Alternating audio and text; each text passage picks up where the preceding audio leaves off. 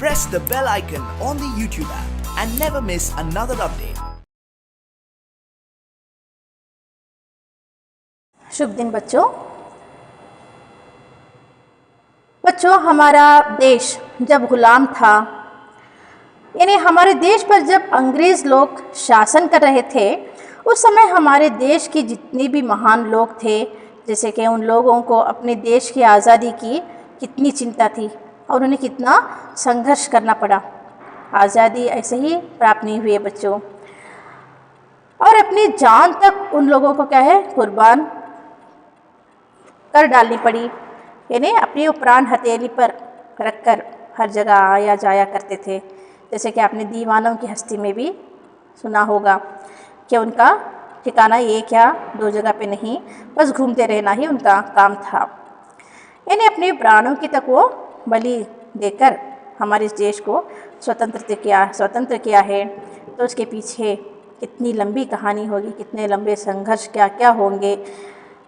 तो जब आज़ादी के सिलसिले में नेहरू जी को, गांधी जी को, पता नहीं कितने सारे सेनानियों को जेल जाना पड़ा, है ना।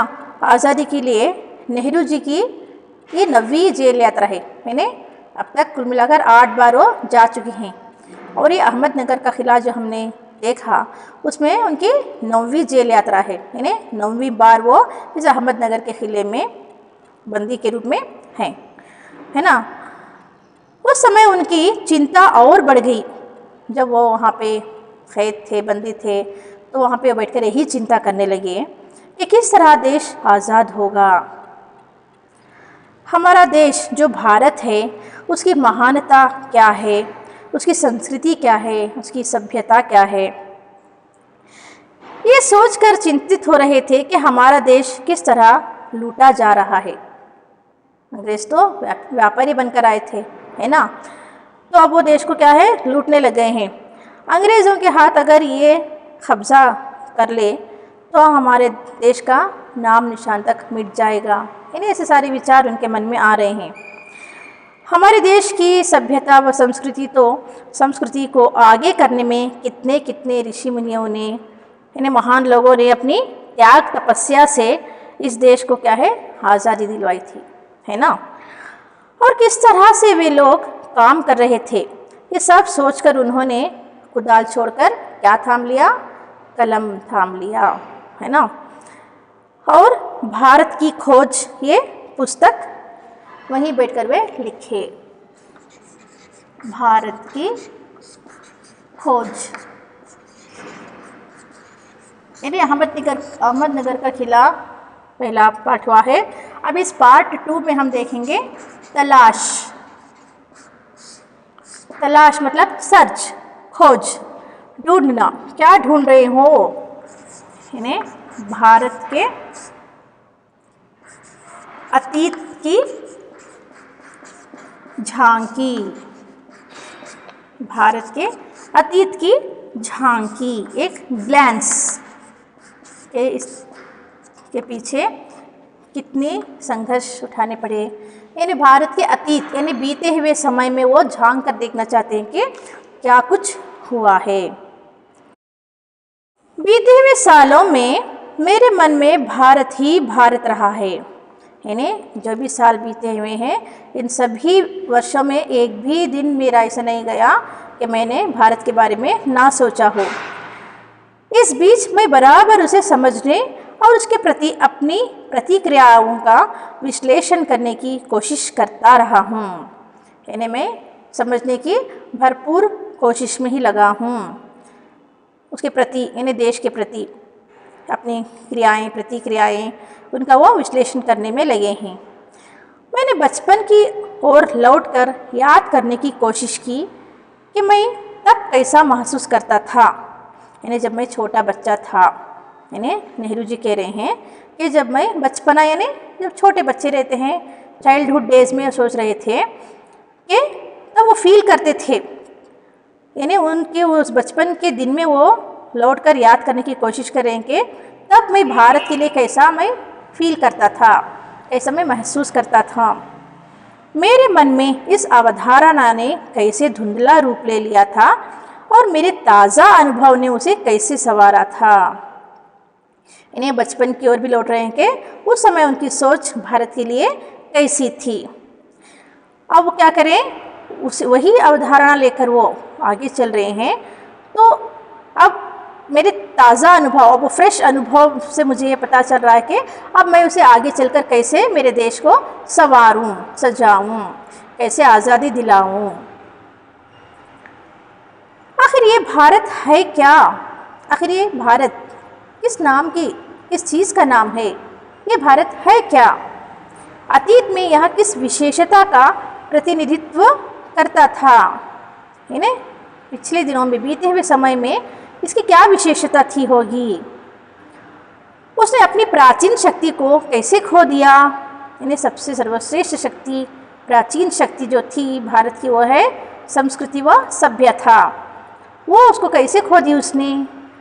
क्या उसने इस शक्ति को पूरी तरह खो दिया है?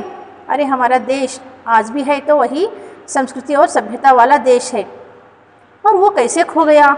यदि खोया भी है तो क्या पूरे का पूरा नष्ट हो गया है क्या? करके नेहरू जी मन में विचार धारणा कर रहे हैं। विशाल जनसंख्या का बसेरा होने के अलावा क्या आज उसके पास ऐसा कुछ बचा है जिसे जानदार कहा जा सके? अरे जिस मनुष्य में ये सभ्यता, ये संस्कृति ना हो, वो मानव मानव नहीं कहलाएगा, है ना, वो तो पशु के समान बन जाएगा।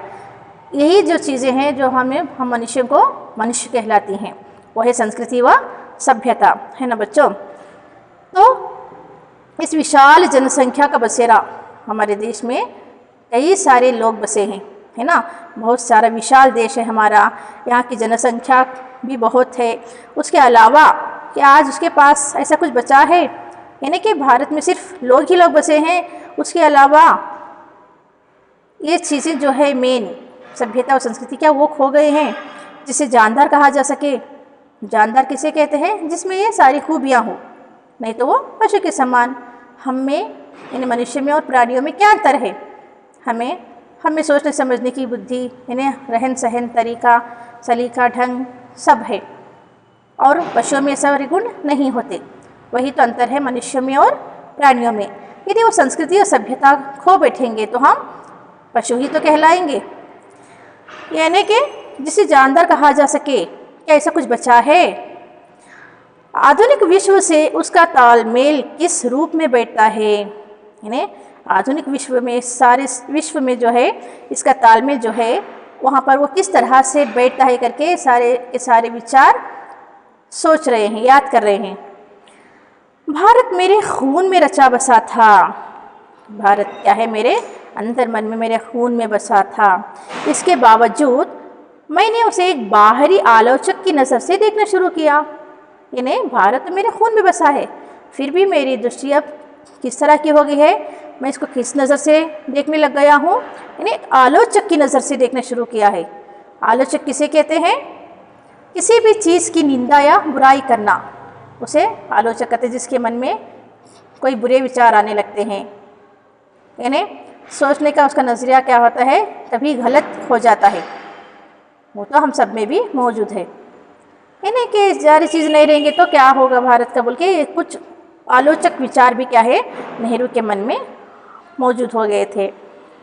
ऐसा आलोचक जो वर्तमान के साथ साथ अतीत के बहुत से अवशेषों को, जिन्हें उसने देखा था, नापसंद करता था। यानी एक ऐसे आलोचक बन गए थे जो वर्तमान के साथ साथ, यानी प्रेजेंट सिचुएशन के साथ साथ अतीत के बहुत सारे, यानी बीते हुए समय के उन्होंने अवशेषों को देखा है ना। अवशेष यानी पुरानी टूटी फूटी चीज़ें, खंडहर जो हैं, वो सब कुछ देखा है उन्होंने। फिर भी वो क्या कर रहे हैं? उन्हें नापसंद कर रहे हैं, यानी पसंद नहीं कर रहे हैं। एक हद तक मैं उस तक पश्चिम के रास्ते से होकर पहुंचा था। यानी एक हद तक क्या किया था इन्होंने? पश्चिम के रास्ता, पश्चिम किसे कहते हैं? वेस्टर्न को कहते हैं, है ना। वेस्टर्न यानी जो दूसरे लोग, यानी एक हद तक मैं उस पश्चिम के रास्ते से होकर पहुंचा था। यानी वेस्टर्न लोग जो है, बाहर के फॉरेनर्स जो आते हैं हमारे देश, कई सारे लोग आए हैं और जिनको नापसंद है वो बुरा भला कहते हैं, है ना, देश की बुराई करने में वो कोई संकोच नहीं करते। तो ऐसे नज़र जो बाहर से आकर लोग इस तरह से हमारे देश के बारे में बुरा भला कहें, सो बात अलग है, लेकिन मेरे ही मन में मेरे देश के लिए ऐसे विचार आए तो ये कितनी गलत बात थी करके ऐसे कुछ आलोचनाएं इनमें आ गई थी। यानी मैं भी उन्हीं के रास्ते में पहुंच गया था, जैसे उनके विचार थे मेरे भी विचारधारा वही बन गए थे। मैंने उसे उसी भाव से देखा जैसे संभवतः किसी पश्चिमी मित्र ने देखा होता। अरे मैंने भी अपने देश को उसी नज़र से देखना शुरू कर दिया था जैसे पश्चिमी मित्र मेरे सोचते हैं, देखते हैं। उनके जैसे ख्यालात थे, उनके जैसा नज़रिया है, उनके जैसा मैं भी बन गया था करके नेहरू जी कह रहे हैं। मेरे भीतर शंकाएं सिर उठा रही थी, ना जाने क्या क्या डाउट्स, क्या क्या संदेह मेरे मन में घूम रहे थे, चल रहे थे। क्या मैंने भारत को जान लिया था? क्या वाकई मैंने समझ लिया था कि भारत क्या है? फिर भी ऐसी अवधारणा, ऐसी सोच मेरे मन में कैसे घर कर गए? मैं जो उसके अतीत की विरासत के बड़े हिस्से को खारिज करने का साहस कर रहा था,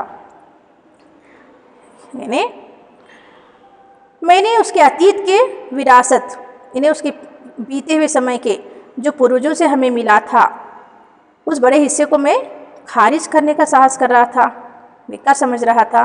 लेकिन अगर भारत के पास वो कुछ नहीं होता जो बहुत जीवंत और टिकाऊ रहा है, वो बहुत कुछ जो सार्थक है, तो भारत का वजूद उस रूप में नहीं होता जैसा आज है, और वह हजारों वर्ष तक अपने सभ्य अस्तित्व की पहचान इस रूप में कदापि बनाए नहीं रख सकता था। वो विशेष तत्व आखिर क्या था? यानी क्या कह रहे हैं वो? लेकिन अगर भारत के पास वो कुछ नहीं होता जो जीवन तो टिकाऊ रहा है, वो बहुत कुछ जो सार्थक है, यानी अभी भी यानी क्या है, सभ्यता जो है, ये संस्कृति जो है वो मौजूद है, वही क्या है, भारत का वजूद है। इन्हें हजारों वर्षों से हमारा देश क्या है, सभ्य कहलाया है। आज भी वो क्या है, सारे गुण, विशेष गुण मौजूद हैं। मैं भारत के उत्तर पश्चिम में स्थित सिंधु घाटी में मोहनजोदड़ो के एक टीले पर खड़ा था। हड़प्पा एंड मोहनजोदड़ो का आपने पाठ सामाजिक विज्ञान में पढ़ा होगा, है ना। ये मोहनजोदड़ो की बात कर रहे हैं। यानी मैं भारत के उत्तर पश्चिम में, यानी नॉर्थ वेस्ट भाग में, मैं यानी नेहरू जी कह रहे हैं कि मैं भारत के नॉर्थ वेस्ट में जब स्थित वहाँ पर सिंधु घाटी, वहाँ की सिंधु घाटी जो है, वहाँ पर मोहनजोदड़ो यानी पाकिस्तान में स्थित है ये, वहाँ के एक टीले पर मैं खड़ा हुआ था, वहाँ की एक चट्टान पर मैं खड़ा था। मेरे चारों तरफ उस प्राचीन नगर के घर और गलियाँ बिखरी थी, जिसका समय 5000 वर्ष पहले बताया जाता है। यानी ये उस स्थान पर खड़े होकर देख रहे हैं, यानी भारत के वो उत्तर पश्चिम में जो स्थित जो प्लेस है मोहनजोदड़ो, वहाँ की सिंधु घाटी में जो है, वहाँ के टीले पर खड़े हैं, और उनके चारों तरफ वो प्राचीन पुराने नगर जो हैं, वहाँ के घर जो हैं, वहाँ की जो गलियाँ हैं, है ना, वैसी की वैसी ही, जिनका समय 5000 वर्ष पहले बताया जाता है। यानी उस स्थान पर खड़े हैं जहाँ पर 5000 वर्ष पहले वो घर जहाँ पर बसे थे, प्राचीन नगर जो थे। साथ ही ये भी कहा जाता है कि वहाँ एक प्राचीन और पूर्णतः विकसित सभ्यता थी। यानी इतने 5000 वर्ष पहले जो थी सभ्यता, संस्कृति, वो आज भी क्या है, मौजूद है। इनके स्थायी रूप से टिके रहने का कारण है इसका ठेठ भारतीयपन, यानी सीधे नागरिक भारतीय, हम अपने भारतीयपन में, यानी भारतीय होने का एक हमें क्या है विशेषता जो स्थायी है, वो है सभ्यता और संस्कृति। इसी के लिए क्या है, भारत विशेष है, महान है, और यही आधुनिक भारतीय सभ्यता का आधार है। यानी ठेठ भारतीयपन, और यही आधुनिक भारतीय सभ्यता का आधार है। इतने वर्ष बीत गए, इतने वर्ष बीत जाने पर भी ये सभ्यता, जो संस्कृति जो है, ये आज भी बनी है, और वो भारत देश ही है, हमारा महान देश। ये सभ्यता क्या है बच्चों? सभ्यता क्या है? वो हमारे रहन सहन का तरीक़ा, जो हमें अपने माता पिता से पूर्वजों से मिलता है, वो सभ्यता है, यानी अच्छा बिहेवियर। ये संस्कृति क्या है, हमें विचार व भावनाएं जो उच्च कोटि के हो। यही कारण है जो हजारों वर्षों से लेकर आज तक भी वो विशेषता टिकी हुई है। यह विचार आश्चर्यचकित कर देता है कि कोई संस्कृति या सभ्यता इस प्रकार 5-6 हजार वर्ष या उससे भी कुछ अधिक समय तक निरंतर बनी रहे। इतना लंबा अरसा हो गए, 5 या 6 हजार वर्ष, थाउजेंड्स ऑफ ईयर्स, इतना समय लंबा अरसा बीतने के बाद भी ये दो चीज़ें जो है, सभ्यता व संस्कृति, जो कभी मिटने नहीं दिया, सभ्यता संस्कृति, कितने हजारों वर्ष बीत गए, ये निरंतर बनी है, टिकी है। वह भी बराबर परिवर्तनशील और विकासमान रहकर, ना जाने कितने परिवर्तन आए इस देश में, कितने चेंजेस आए, कितने संघर्ष किए गए, इनके बावजूद भी हमारे देश की संस्कृति, हमारे देश की सभ्यता जो है वो आज भी बनी है, भरपूर है। फारस, मिस्र, ग्रीस, चीन, अरब, मध्य एशिया और भूमध्य सागर के लोगों से उसका बराबर निकट संपर्क रहा है। न जाने हमारे देश में कितने लोग आए और कहाँ कहाँ से आए, किन किन देशों से आए, यहाँ पर संघर्ष किए गए, है ना। जो यहाँ से फारस, मिस्र, इजिप्ट, मिस्र यानी इजिप्ट, ग्रीस यानी ग्रीक, चीन, अरब, मध्य एशिया यानी मिडिल एशिया और भूमध्य सागर के लोगों से यानी क्या है, इसका बराबर संबंध रहा है भारत का पहले से ही। यद्यपि भारत ने उन्हें प्रभावित किया और स्वयं भी उनसे प्रभावित हुआ, तो इतने सारे देशों के लोग हमारे देश में आए, फिर भी भारत ने उन्हें प्रभावित किया। हमारी यही एक संस्कृति, यही एक सभ्यता से वो लोग क्या हुए, प्रभावित हुए, इम्प्रेस हुए। और कुछ लोग तो हमारे ये जो विशेष गुण है हम में, वो उन लोगों ने भी अपना लिया। ये संस्कृति, ये सभ्यता हमारा क्या किया, उन लोगों ने ले लिया ये अच्छे से गुण, और स्वयं भी उनसे प्रभावित हुआ।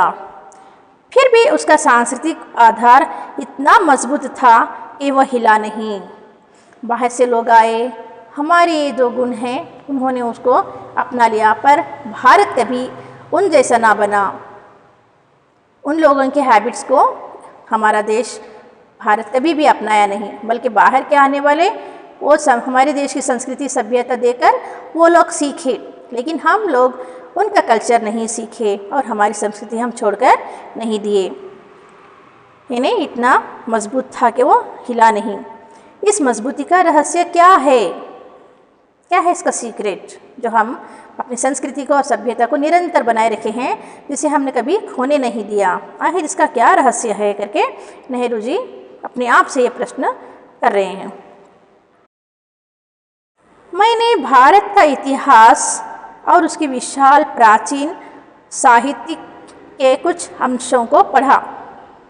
इन्हें यहाँ पर नेहरू जी बता रहे हैं कि मैंने भारत का इतिहास, यानी भारत की जो हिस्ट्री है, और उसकी विशाल प्राचीन साहित्य, उसकी पुरानी लिटरेचर्स जो भी है, साहित्य यानी लिटरेचर, उसको मैंने उसके कुछ अंश को यानी उसके कुछ पार्ट्स को भी मैंने पढ़ा। मुझ पर विचारों की तेजस्विता, भाषा की स्पष्टता और उसके पीछे सक्रिय मस्तिष्क की समृद्धि ने गहरा प्रभाव डाला। यानी कि तेजस्विता यानी गहरे विचार मेरे मन में जो है, मुझ पर इन विचारों ने बहुत ही जो गहरे थे। ये भाषा की स्पष्टता जो है, उसके पीछे सक्रिय मस्तिष्क का कैसा हमें समृद्धि, क्या क्या करना है करके ये सारे विचार उनके मन में ला रहे हैं। मैंने उन पराक्रमी यात्रियों के साथ भारत की यात्रा की जो सुदूर अतीत में यहाँ चीन तथा पश्चिमी और मध्य एशिया से आए थे। इनमें उन लोगों से भी मिला हूँ। उन यात्रियों के साथ भी मैंने भारत की यात्रा की है जो बहुत दूर से यानी बीते हुए समय में वो यहाँ पर आए थे और अपनी यात्राओं की दास्तान छोड़ गए थे। यानी उनकी लिपियाँ जो भी हैं उनके हम आज भी कुछ ऐतिहासिक स्थल जाते हैं तो वहाँ पर देखते हैं ना कि वहाँ पर पत्थरों पर खुदे गए सारे के सारा विवरण रहता है, इन्फॉर्मेशन रहती है, जिसे हम पढ़ते ही हमें समझ में आ जाता है कि ये शासनकाल उस समय का था, उस वहाँ पर कौन से राजा ने रूल किया था, किस समय का वो दौर था, सब कुछ डिटेल्स इसमें हमें मिल जाता है ना। ऐसे जो लोग वहाँ बाहर से आए, जैसे कि मध्य एशिया से पश्चिमी और मध्य एशिया से जो आए थे, वो यात्राओं की दास्तान वो अपनी यात्रा के दौरान जो भी वो अनुभव किए थे, वो सारी दास्तान यानी कहानियाँ वो यहीं पर छोड़ गए थे। मैं पूर्वी एशिया, अंगकोर, बोरोबुदुर और बहुत सी जगहों में भारत की उपलब्धियों के बारे में सोचने लगा। यानी मैं पूर्वी एशिया, अब पूरब की तरफ ईस्टर्न पार्ट्स में जो है एशिया, अंगकोर, बोरोबुदुर और बहुत सी जगहों में भारत की अचीवमेंट्स, इन्हें वहाँ पर की उपलब्धियों के बारे में भी सोचने लगा। मेरे बच्चों, आप लोग जो भी स्टडी करते हो, फिज़िक्स, केमिस्ट्री, मैथमेटिक्स, बायोलॉजी, ये तो उन विषयों तक ही सीमित रहते हैं, लेकिन हमें इतिहास भी जानना क्या है, बहुत ज़रूरी है।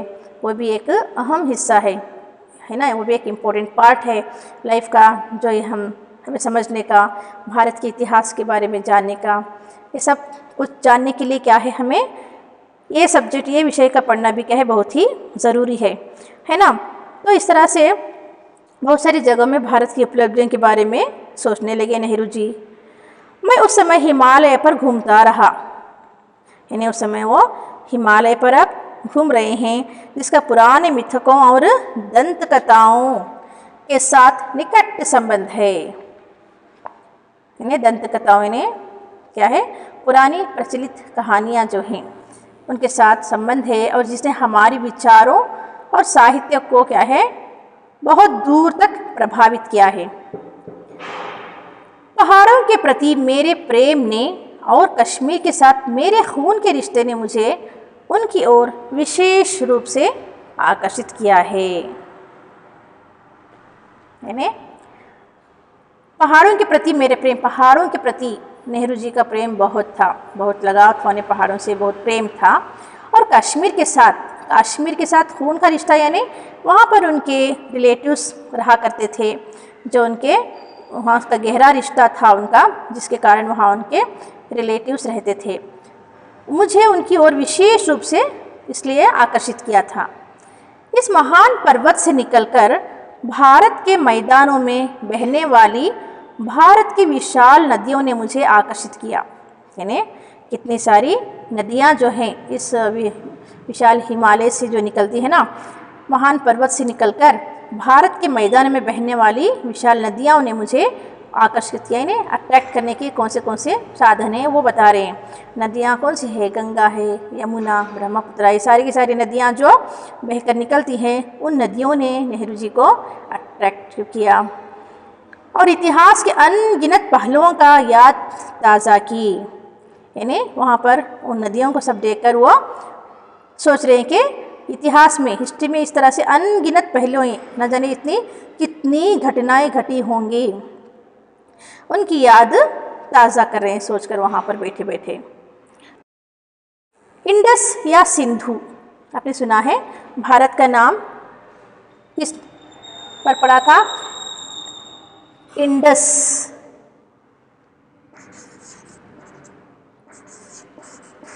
इंडस या सिंधु।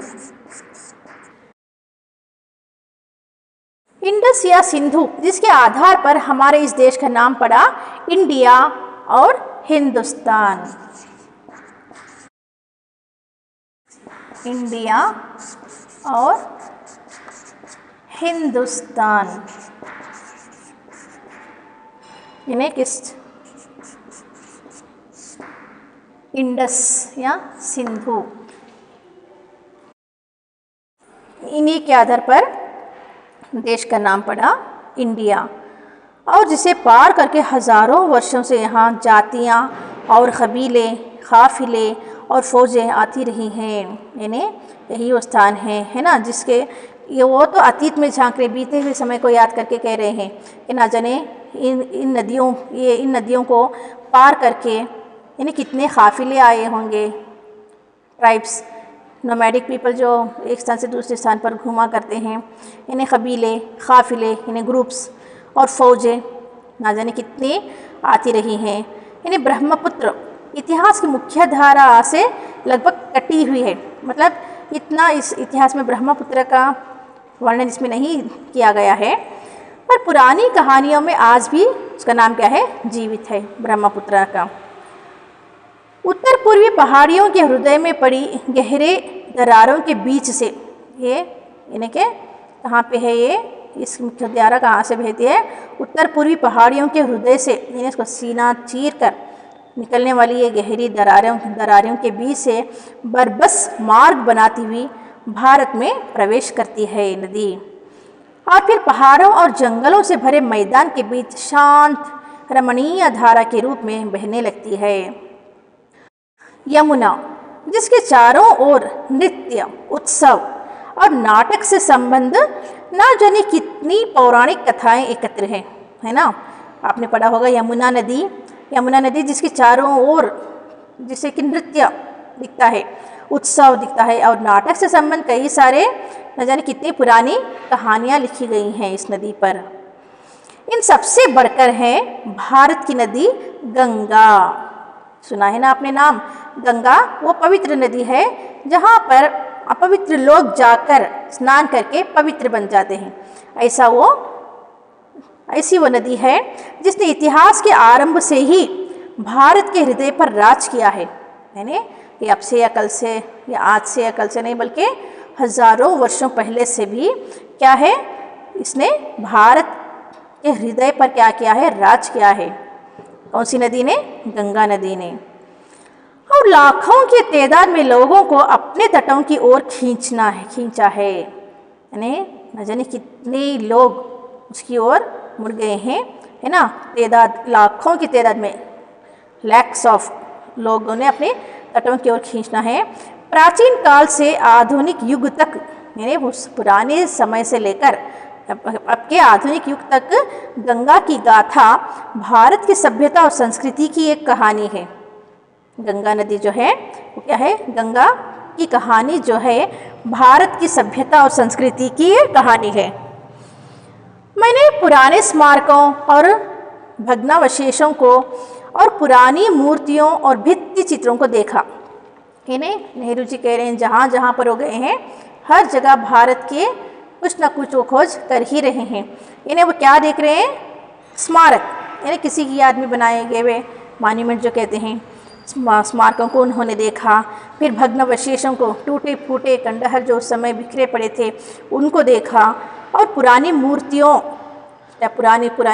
को भी इन्होंने देखा, और भित्ति चित्र जो दीवारों पर बने चित्रों को देखा, जैसे कि अजंता एलोरा। आप गए होंगे ना, देखे होंगे, यदि नहीं है तो अवश्य देखिएगा। अजंता एलोरा, एलिफेंटा की गुफाओं और अन्य स्थानों को भी मैंने देखा, है ना। मुंबई में स्थित अजंता एलोरा, एलिफेंटा, उनकी गुफाओं को भी और ऐसे ही अन्य स्थानों को भी देखा। मैंने आगरा और दिल्ली में कुछ समय बाद बनी खूबसूरत इमारतों को भी देखा। फिर वो कहाँ गए, आगरा गए, दिल्ली गए, वहाँ कुछ समय बाद बनी, यानी उस समय बहुत हजारों वर्ष पहले तो ये नहीं थी, बाद में बने गए इन खूबसूरत इमारतों को भी देखा, जहाँ का प्रत्येक पत्थर भारत के अतीत की कहानी कह रहा था। हम जहाँ जहाँ जाते हैं ऐतिहासिक स्थल, ये सारे के सारे इन्फॉर्मेशन हमें वहाँ पर मिल जाते हैं जो खुदाई करके रखे रहते हैं ना। दीवारों में पत्थरों पर खुदा गया है, हम पढ़ेंगे तो आसानी से उस इतिहास को जान लेंगे। तो हर पत्थर क्या कहता है, भारत की बीते हुए समय की कहानी हमें याद दिलाता है। मैं अपने शहर इलाहाबाद में या फिर हरिद्वार में महान स्नान पर्व कुंभ के मेले में जाता हूँ। यानी ये क्या दोस्त था नहीं, लेकिन सारे के सारा भारत घूम रहे हैं नेहरू जी। अभी वो कहाँ आए हैं, अपने शहर। उनका शहर कौन सा है, इलाहाबाद, है ना। पिता का पत्र, पुत्री के नाम जो उन्होंने लिखा था वहीं से तो लिखा था उन्होंने। और इलाहाबाद में या फिर हरिद्वार में महान स्नान पर्व जो है कुंभ के मेले में भी जाता हूँ और देखता हूँ कि वहाँ अब भी सैकड़ों और हज़ारों की तादाद में लोग आते हैं। इन्हें बहुत वर्षों से लेकर आज भी क्या है, वहाँ पे लोग सैकड़ों और हज़ारों की संख्या में लोग वहाँ पर आते हैं उस मेले के, कुंभ के मेले को देखने। वैसे ही जैसे हज़ारों वर्ष से उनके पुरखे गंगा स्नान करने के लिए भारत के सभी कोनों से आते रहे हैं, है ना। उनके पूर्वज, उनके एंसेस्टर्स जिस तरह से गंगा में स्नान करने के लिए हर कोने से आए करते हैं, इसी तरह कुंभ के मेले को देखने के लिए भी कई सारे जगहों से लोग वहाँ पर सैकड़ों की तादाद में आ जाते हैं। मुझे 1300 साल पहले 1300 ईयर्स बिफोर चीनी यात्रियों और कुछ दूसरे लोगों द्वारा लिखे इन पर्वों के वर्णनों की याद आ जाती है। इन्हें उनके द्वारा, जब चीनी यात्रा यहाँ पर आए थे भारत, और उन लोगों के द्वारा लिखी गई लिपि भी उनके पर्वों के, इन पर्व, ये पर्व कैसा मनाया जाता है, सब दास्तान वो लोग भी लिखकर छोड़ गए हैं। उनके द्वारा लिखे इन पर्वों के वर्णनों की याद भी आ जाती है। इन्हें बाहर से जो लोग आए, चीनी यात्री जो भारत देश आए, यहाँ के ये पर्व उत्सव जब भी देखे तो वो देखकर किस तरह से प्रसन्न हुए, उन्होंने क्या जाना, क्या समझा, सब कुछ विवरण लिखकर जो यहाँ पर छोड़ गए हैं, उनके लिखे हुए पत्र पढ़ने से भी हमें पता चल जाता है कि उस समय भारत कितना महान था और हमेशा रहेगा। वो कि उस समय भी ये मेले पुराने पड़ चुके थे। इन्हें देखो, इतने साल पहले, इतने वर्ष, हज़ारों वर्ष पहले भी ये मेले क्या है, पुराने पड़ चुके थे और अनजाने प्राचीन काल में गुम भी हो गए थे।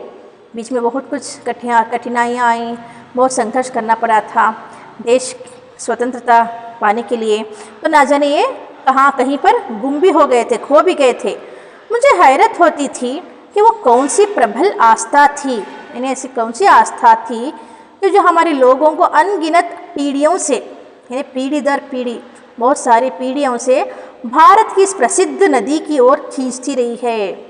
ना जाने बीच में कितने सारे कठिनाइयाँ, मुसीबतें इनका सामना झेलना पड़ा, फिर भी आज तक भी लोग क्या हैं, इस पवित्र नदी की ओर खींचे चले जाते हैं। आखिर क्या बात है करके। मेरे अध्ययन की पृष्ठभूमि के साथ इन यात्राओं और दौरों ने मिलकर मुझे अतीत में देखने की अंतर्दृष्टि दी। इन्हें मेरे अध्ययन, मैंने जहाँ तक पढ़ा समझा, इस बैकग्राउंड में मैं जाता हूँ, इस पृष्ठभूमि के साथ उन यात्राओं, जब भी मैंने यात्रा एक या दो नहीं, कई जगहों पर मैं घूमा हूँ, और मेरे उन दौरों के इन्हें में घूमते समय में मिलकर मुझे अतीत में देखने की, जहाँ जहाँ भी मैं घूमा, जहाँ जहाँ भी गया, वहाँ सब मुझे क्या मिला, बीते हुए समय का पल जो भी बीता था हमारे देश भारत पर, वो सब कुछ मुझे पढ़ने को मिला। मेरे मन में भारत की जो तस्वीर थी उसमें धीरे धीरे सच्चाई का बोध घर करने लगा है। इन्हें सोचते थे ना कि भारत आखिर है क्या, इस चीज़ का नाम भारत है, तो कुछ आलोचक भी इनके मन में समा गए थे। तो अब इन सब चीज़ों को यात्रा करके, घूम के, देखने समझने पर अब इन्हें क्या है, भारत की जो तस्वीर थी उसमें धीरे धीरे क्या है, सच्चाई नज़र आ रही है कि कितने कष्टों का सामना करना पड़ा भारत को करके। मेरे पूर्वजों की भूमि में ऐसे जीते जागते लोग आबाद हो गए जो हंसते रोते थे, प्यार करते थे और पीड़ा भोगते थे। इन्हीं में ऐसे लोग भी थे जिन्हें जिंदगी की जानकारी और समझ थी। इस अतीत के सैकड़ों सजीव चित्र, इन्हें एक नहीं दो नहीं, सैकड़ों करोड़ ऑफ सजीव जीते जागते चित्र जो है, इन्हें वो मेरे मन में अभी भरे हुए हैं कि किस तरह से यहाँ पर पूर्वज मेरे उस भूमि में कैसे थे होंगे, कैसे जीते जागते रहे बसे होंगे, कैसे हंसते थे, कैसा रोते थे वो, कैसा वो प्यार करते थे, उनकी क्या क्या पीड़ा थी, ये सब क्या है, ऐसा लगता है कि उनकी ज़िंदगी जानकारी और मैंने अभी उनको जान रहा हूँ, समझ रहा हूँ करके। जब भी किसी जगह जाता था उस विशेष स्थान से संबद्ध चित्र तत्काल मेरे सामने आ खड़ा होता था। यानी जहाँ जहाँ का जाकर वो जो भी दृश्य देखते थे उनके सामने, उनकी नज़रों के सामने ऐसी सच्चाई नज़र आती थी जैसे कि वो बहुत साल नहीं बल्कि अभी अभी की बात हो, जैसे सारा दृश्य उनके सामने नज़र आ जाता था। बनारस के पास सारनाथ में मैंने बुद्ध को उनका पहला उपदेश देते हुए लगभग साफ देखा। इन्हें क्लियर तो से ये वहाँ पे गए थे। वहाँ पर उनका विशेष स्थान जो था, इन्हें बनारस के पास सारनाथ, वहाँ पे कौन थे? गौतम बुद्धा।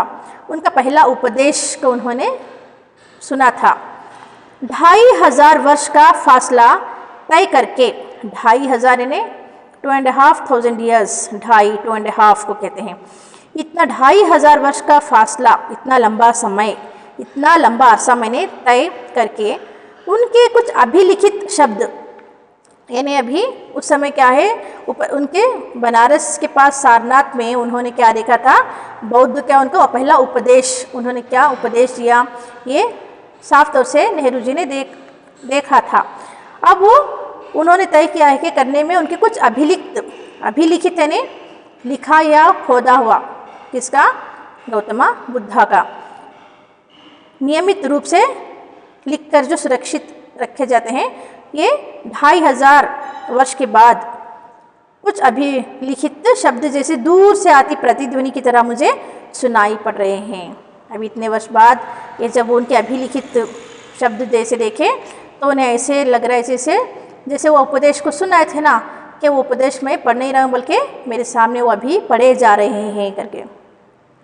अशोक के पाषाण स्तंभ, इन्हें अशोक का पिलर आपने देखा होगा, पाषाण पत्थर का, जैसे अपने शिलालेखों के माध्यम से मुझे एक ऐसे आदमी के बारे में बताते थे। वहाँ के शिलालेखें पत्थरों पर लिखे वे लेख, उनके माध्यम से उन्हें एक ऐसे आदमी के बारे में बता रहे हैं जो खुद एक सम्राट होकर भी किसी अन्य राजा और सम्राट से महान था। इन्हें वो व्यक्ति जो है वह खुद एक सम्राट रहकर किसी अन्य राजा और सम्राट से क्या है, वो महान है। फतेहपुर सिकरी में अपने साम्राज्य को भुलाकर बैठा अकबर विभिन्न मतों के विद्वानों से संवाद और वाद विवाद कर रहा था। वो जिज्ञासु भाव से मनुष्य की शाश्वत समस्याओं का हल तलाश कर रहा था। इस तरह भारत के इतिहास की लंबी झांकी अपने उतार चढ़ावों के और विजय पराजयों के साथ जैसे धीरे धीरे मेरे सामने खुलती जा रही थी। यानी इस तरह भारत के इतिहास में जब नेहरू ने झांकी लगाई, यानी झांक कर देखा, यानी अतीत में बीता हुआ समय कैसा था, क्या था, इसके बारे में सोचना समझना का अध्ययन शुरू किया, तब कितने सारे उतार चढ़ाव, कितने सारे जीवन में संघर्ष के कारण विजय पराजय, कितनी विजय मिली, कितनी पराजय हुई, ये सब कुछ क्या है, जैसे धीरे धीरे इनके सामने एक एक एक एक करके एक एक पन्ना जैसे हम खोलते हैं किताब का, वैसा खुलती जा रही हैं। सब सारी की सारी चित्र तस्वीरें उस समय उस दौरान जो चली थी, सब इनकी नज़रों के सामने आ रहे हैं। मुझे इतिहास के 5000 वर्षों से चली आ रही इस सांस्कृतिक परंपरा की निरंतरता में कुछ विलक्षणता प्रतीत होती है। यह परंपरा जो दूर दूर तक जनता में फैली थी और जिसने उस पर गहरा प्रभाव भी डाला था। इन्हें यह है बच्चों अतीत की झांकी। भारत में ये जो भारत की खोज कर रहे हैं नेहरू जी, सारी सब स्थानों में यात्रा करके वहाँ के यात्रियों से मिलकर जो भी वो खोज रहे हैं, तलाश कर रहे हैं, उसके बारे में हमें वो कह सुना रहे हैं। इसके मैंने कहा था उनकी लिखी हुई ये डिस्कवरी ऑफ इंडिया का ये हिंदी अध्ययन है, जो आप हिंदी में वही सब कुछ जान रहे हो और आपने सामाजिक विज्ञान में भी इसके बारे में बहुत कुछ पढ़ रखा है, जैसे कि हड़प्पा मोहनजोदारो उसकी कथाएँ क्या है, ये सब कुछ इंडस वैली सिविलाइजेशन, ये सब कुछ आप पढ़ चुके हो। आशा करती हूँ एक एक वाक्य के मैंने उसका समझाया आपको, आप भी 1 से 2 बार पढ़ते रहो और समझो। अगली कक्षा में पार्ट 3 में हम देखेंगे कि भारत की शक्ति और सीमा क्या है। धन्यवाद।